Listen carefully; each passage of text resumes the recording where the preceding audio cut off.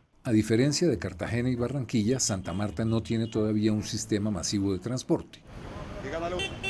Ese sistema para las ciudades intermedias contempla vehículos más pequeños que los de Transmilenio en Bogotá o el mío en Cali. Al sistema estratégico de transporte público de Santa Marta se le invertirán 7.100 millones de pesos.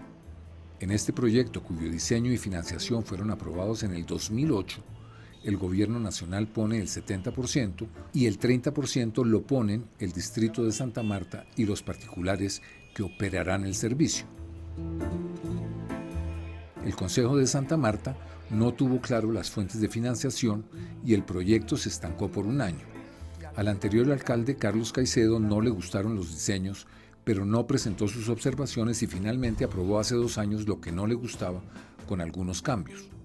El proyecto de transporte masivo implica la mejoría de las vías, puentes y andenes que usará el sistema, pero previamente hay que intervenir, como se ha venido haciendo, las redes de acueducto, gas y teléfono, y por ello el proyecto tiene hoy un avance físico de tan solo el 9%, a pesar de haber sido aprobado hace ya 9 años.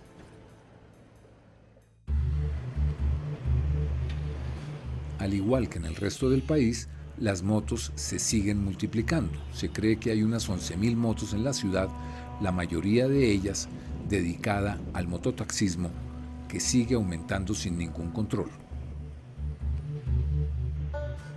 Los 20 de cada mes es día sin moto y 2 días a la semana tienen pico y placa.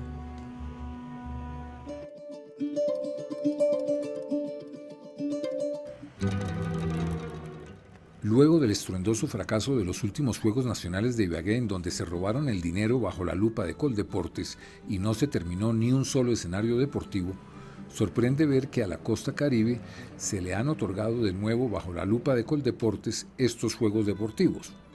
Juegos Bolivarianos 2017 a Santa Marta, los Juegos Centroamericanos y del Caribe 2018 a Barranquilla y los próximos Juegos Nacionales 2019 al departamento de Bolívar. Santa Marta, sin tener ni un solo escenario deportivo, logró en el 2014 la sede de los Juegos Bolivarianos, que tendrán lugar en noviembre de este año. A simple vista, las infraestructuras están crudas.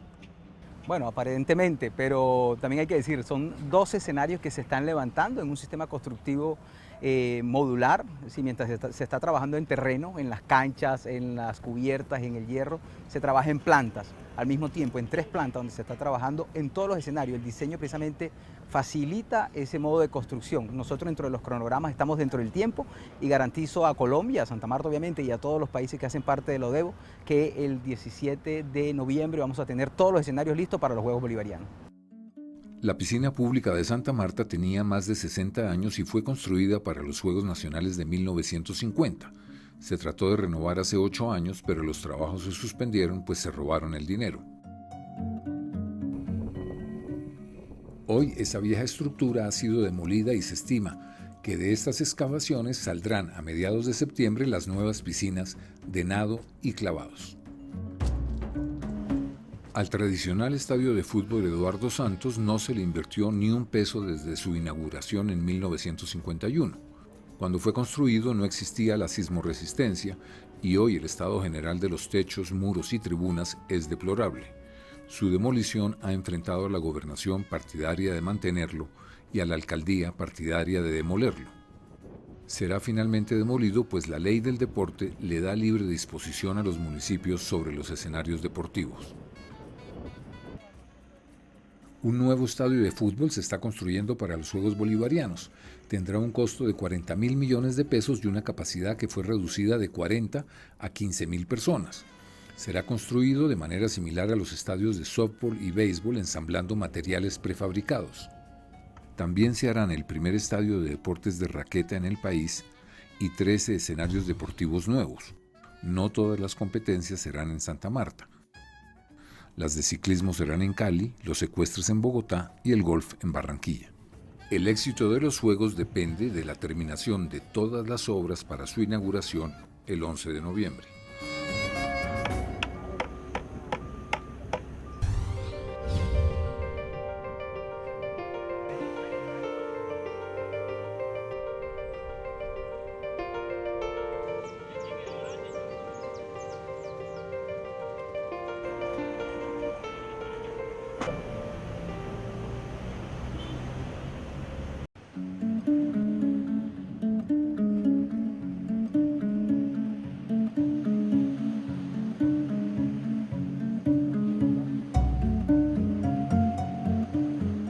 Por su situación geográfica, el departamento del Magdalena en el norte del país, con numerosas bahías, ha sido propenso desde siempre al contrabando, que por muchos años fue aceptado y controlado por prestigiosas familias de la costa atlántica.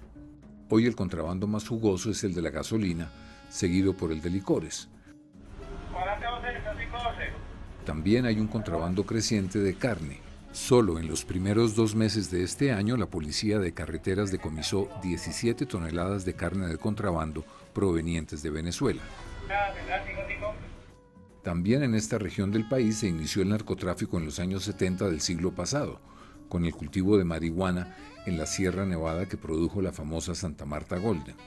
Se trata de la captura de un gigantesco cargamento de marihuana que era bajado por las trochas de la Sierra Nevada en estas mulas, un total de 125 mulas. En esta actividad también estuvo involucrada la clase dirigente. Más recientemente, desde finales del siglo pasado, parte de la clase política del departamento de Magdalena creó alianzas con los paramilitares para gobernar, y lo sigue haciendo.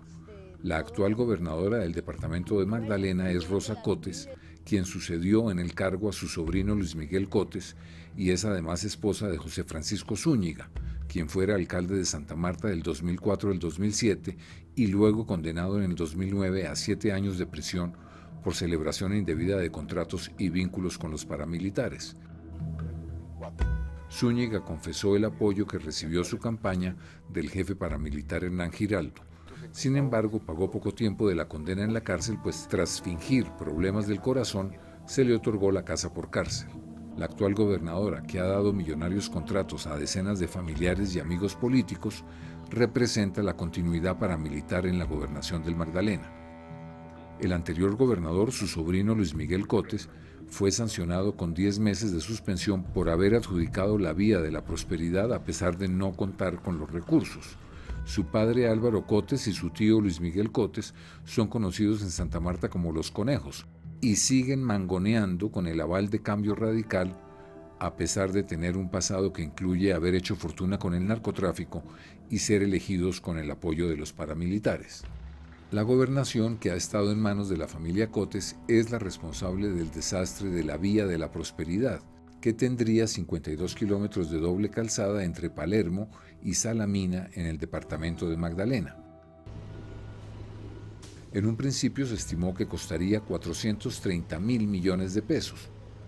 A los diseños, que eran viejos, Invías les hizo actualizaciones que no fueron incluidas en el proyecto.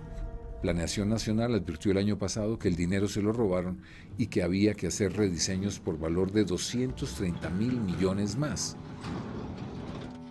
Un informe de la Contraloría de hace 5 meses dice que se creó un detrimento patrimonial o pérdida de 32.616 millones de pesos. Invías advirtió en enero que bajo la forma como se planteó el contrato, costaría con sobrecostos 750.000 millones, casi el doble del costo inicial. Y con esos sobrecostos solo se financiarían 17 de los 52 kilómetros contratados. La plata del proyecto se la robaron en la gobernación y en este momento la obra está parada.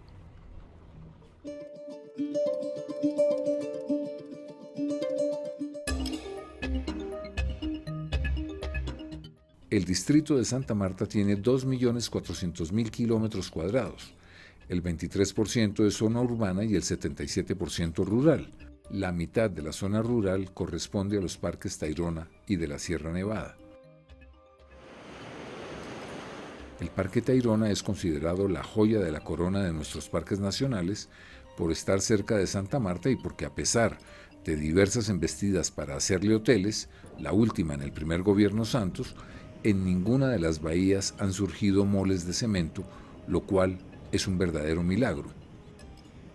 Se han permitido 20 cabañas discretas, un área de camping para 250 personas y un kiosco hamaquero para 60 personas. La entrada a este parque de tan solo 150 kilómetros cuadrados es controlada y la capacidad de carga por día es de 1.850 personas.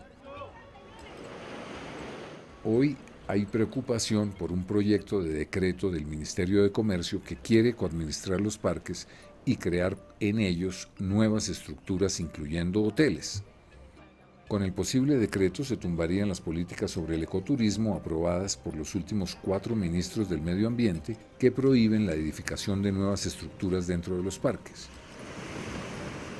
¿Qué opina de un decreto que planea el Ministerio de Comercio para administrar el ecoturismo? Ese es un despropósito, pero un despropósito mayúsculo, por 2 razones.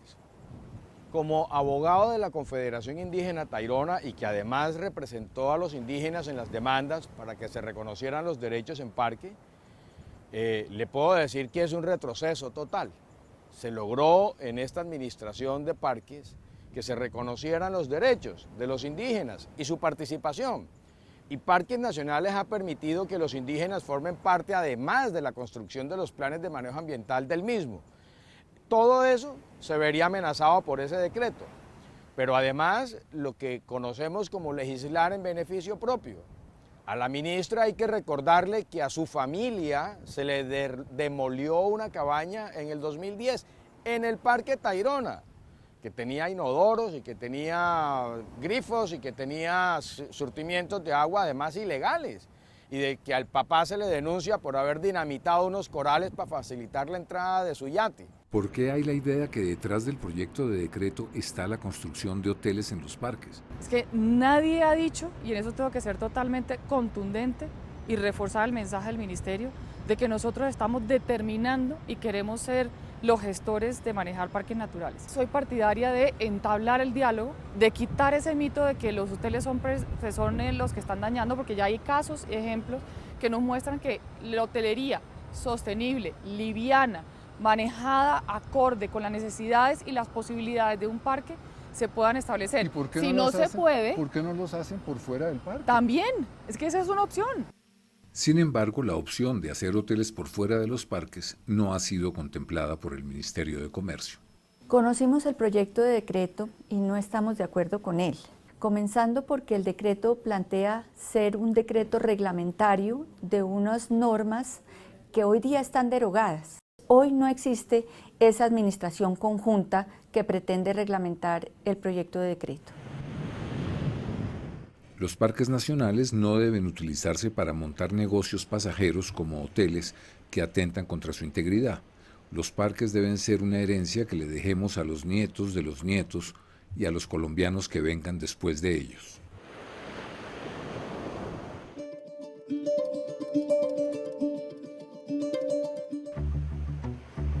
Las playas de Santa Marta, consideradas hace 40 años como las mejores del país, han sido víctimas de la llegada de la industria carbonera, de la falta de planeación, de la ineficiencia de los servicios públicos y de las malas costumbres de los samarios para disponer de sus basuras. Las playas entre el aeropuerto y la zona del Rodadero fueron contaminadas por los puertos carboneros que se instalaron cerca a ellas.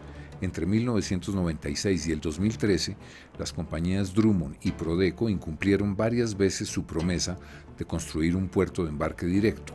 Durante 17 años transportaron el carbón desde tierra firme hasta los barcos en barcazas que estuvieron expuestas a los fuertes vientos, expandiendo el polvillo del carbón que cambió el color de las aguas cristalinas de esta zona. La única forma de recuperar que la playa vuelva a ser cristalina como era antes es que nosotros nos metamos la mano al drill, al gym, y limpiemos y recuperemos el ecosistema del frente costero. Eso es la única forma real de que estas playas vuelvan a ser cristalinas. A 6 kilómetros de Santa Marta está la bahía del Rodadero, que lucía así hace 60 años. Esta es la del Rodadero, en las inmediaciones de la ciudad, donde la juventud goza de las diversiones de una vida tranquila y saludable, donde se destacan ante el claro horizonte azul las atractivas siluetas de las bañistas samarias. La bahía del Rodadero se construyó y se sigue construyendo sin ninguna planeación y hoy es una selva de cemento que se vuelve un hormiguero humano en las épocas de vacaciones. Cerca a la bahía del Rodadero desemboca el muy contaminado río Gaira. Luego de utilizar sus aguas en la planta del Roble para abastecer al Rodadero y sus alrededores, el río Gaira es contaminado sin contemplaciones en su recorrido hacia el mar. Primero por el paseo de Olla.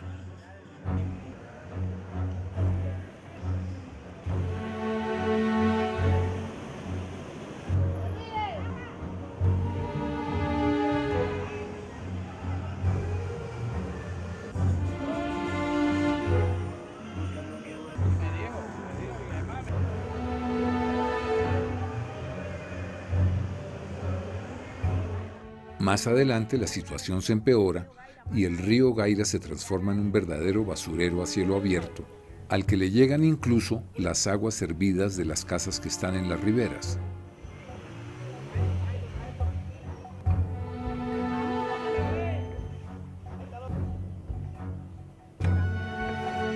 Con este cóctel de poluciones, el río Gaira desemboca en el Mar Caribe a 500 metros de la bahía del Rodadero, que no tiene estaciones de monitoreo para la polución. Yo soy nativa y nacida de aquí del Puente Viejo de Gaira y yo bebía con mis propias manos agua de este río. Ya me da horror hasta cogerla para bajar un baño. Una situación aún más grave de contaminación padece la bahía de Santa Marta, que tuvo tiempos mejores. Los domingos el mar es el sitio favorito de los amarios. Las playas se pueblan de bañistas que se divierten sin el menor peligro en un mar tranquilo, limpio y rodeado de paisaje de ensueño. Esa bahía pura está hoy altamente contaminada. En la parte norte está el puerto, donde se carga carbón con embarque directo, pero su manipulación, que se hace en un lugar expuesto a fuertes vientos, esparce el polvillo del carbón en el mar. Pero es en la parte sur de la bahía donde llega la mayor contaminación traída por el río Manzanares. Este río, antes de pasar por la ciudad, es una de las fuentes de agua de Santa Marta. Luego, en su recorrido hacia el Mar Caribe, atraviesa varios barrios que lo utilizan como caño para deshacerse de sus basuras.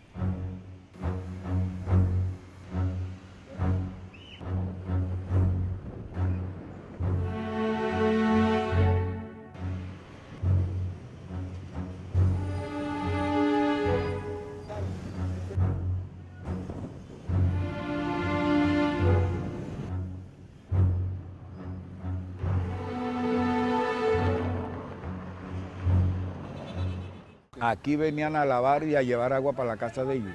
¿Y se bañaban también? También aquí venían a lavar, a bañarse y llevaban agua para la casa de ellos. ¿Y cuándo se empezó a dañar el río? El río se comenzó a dañar como en el año 88, por ahí 87. Entonces la gente pasaba y venía con la bolsa de basura y aquí bajan a veces perros muertos y los tiene uno que coger con una vara, irlo rodando, irlo rodando. Entonces, ¿qué cree que le va a pasar al río? Yo creo que el río con el tiempo, si las crecientes se merman, las lluvias se merman, como va pasando el tiempo desaparecerá. Este video, tomado por un aficionado, muestra una creciente del río Manzanares luego de fuertes lluvias. Aquí no viene agua, aquí viene basura, contaminación, potes, de todo, plástico, basura, neveras, armarios. Uy, qué cantidad de porquería. Todo eso va a tapar, todo eso, a contaminar la bahía. Mira, el que viene más atrás tiene como un colchón.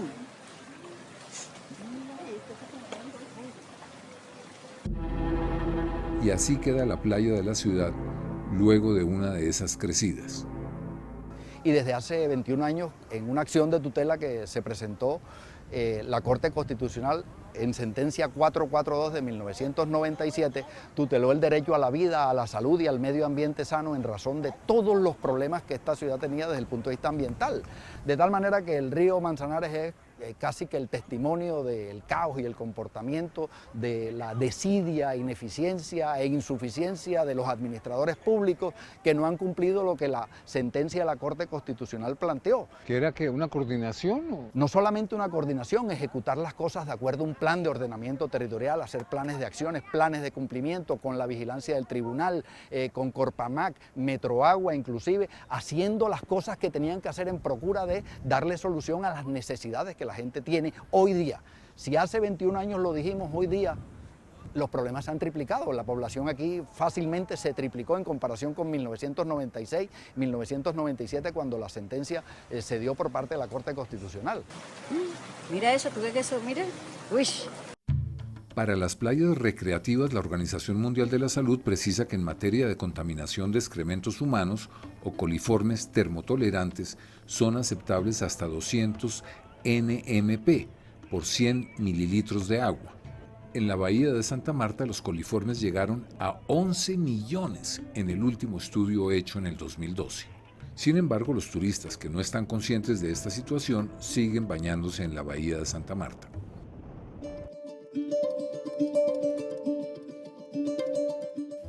El deterioro ambiental también se ve en la bahía de Taganga, a solo 5 kilómetros de Santa Marta.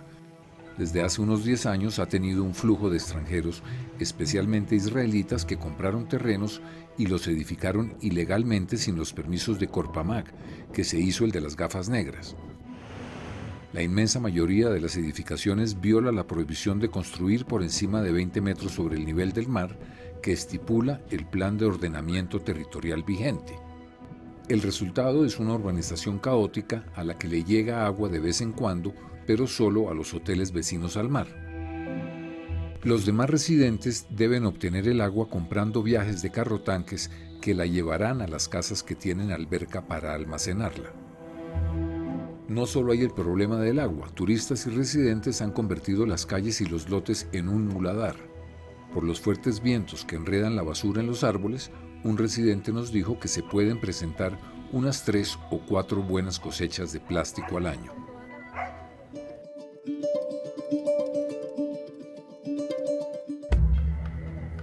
Para disponer de las aguas servidas de Santa Marta, hace 25 años se consideró la posibilidad de un emisario submarino para diluir esas aguas residuales mar adentro. Al emisario, al que también le llegan las aguas servidas de la zona turística del Rodadero y de la bahía de Taganga, fue instalado en el año 2000 y fue el primero de Colombia. Desde un principio, el tubo, que tiene lastres de concreto para no ser desplazado por las corrientes marinas, fue pequeño, y a partir de su instalación hace 17 años la población del área de Santa Marta se triplicó. Como Santa Marta no tiene alcantarillado para las aguas lluvias, frecuentemente, sobre todo en las épocas de lluvia, las aguas servidas brotan por las alcantarillas en varias partes de la ciudad. Este año ha habido al menos 86 desbordamientos que causan olores fétidos y también descargas en la bahía.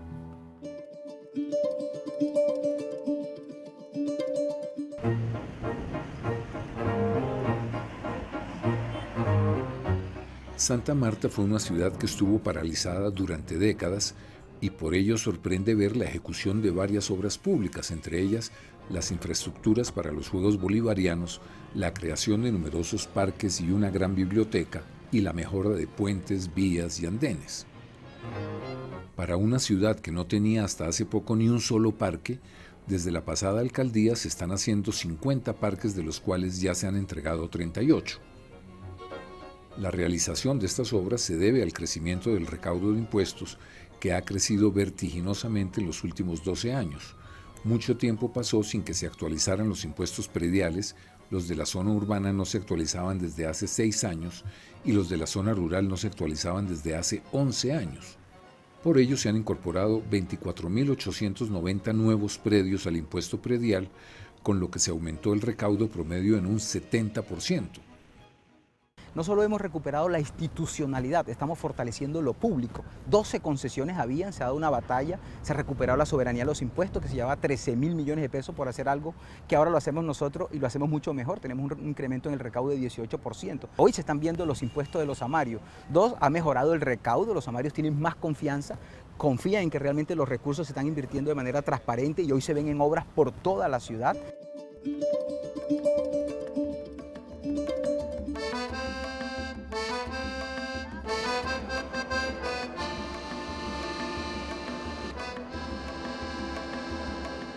Una de las mejoras más notorias en Santa Marta ha sido la recuperación del mercado público.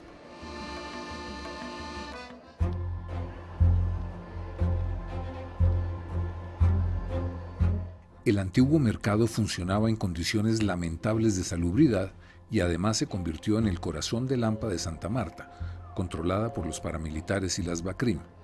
Hoy la plaza de mercado disfruta una nueva vida, con puestos de venta limpios y sin vendedores en la calle. El alcalde anterior, Carlos Caicedo, logró recuperar el mercado.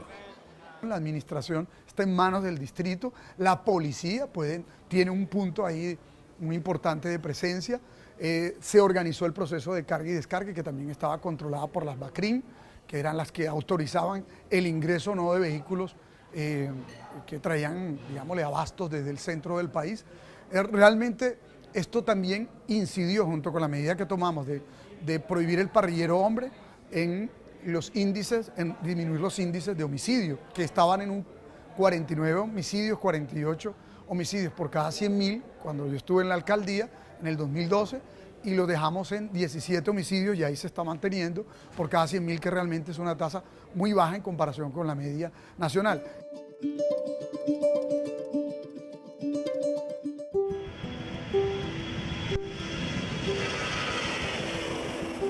El proyecto del aeropuerto de Santa Marta costaba inicialmente 10.000 millones de pesos para una simple remodelación.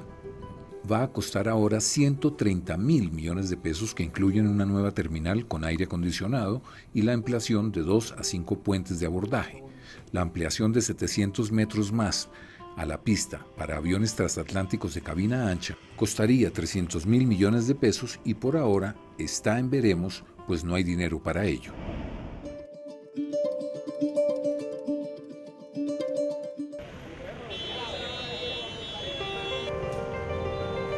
Por la crisis económica y humanitaria que padece Venezuela desde hace varios años, miles de venezolanos han buscado refugio en Colombia.